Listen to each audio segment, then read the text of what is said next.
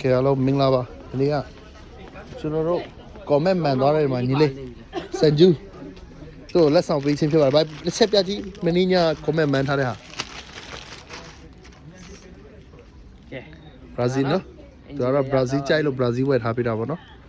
အားလုံးကျေးဇူးတင်ပါတယ် comment တစ်ချက်ပတ်လိုက်တယ်နော်ကျွန်တော် comment မှန်ပေးထားပါတယ်သူကတော့အရင်ဆုံး1-1မှန်ထားတဲ့လူဟုတ်တယ်သူကတော့ပထမဆုံးပေါ့ပထမဆုံးကကျွန်တော်ရှိပါတယ်ကဲတင်ပါဒီမှာနော်ချီလို့ရတယ်အဲ့ဒီကဒီမှာစီတာနော်စမ်ဂျူလမ်ချာနေတော့ပထမဆုံးမှန်ထားပေးတဲ့အတွက်သူ့ကိုလက်ဆောင်ပေးရခြင်းဖြစ်ပါတယ်ကဲနောက်တစ်ယောက်ရှိပါသေးတယ်နောက်တစ်ယောက်ကလည်းလက်ဆောင်တော့ပေးမှာဖြစ်ပါတယ်ကဲဘာဒီချက်ပြောပေးဦးအခုလိုလက်ဆောင်ရတဲ့အတွက်လည်း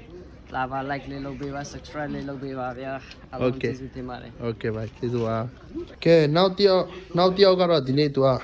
နားတယ်ဗျာသူက holiday ရှိတော့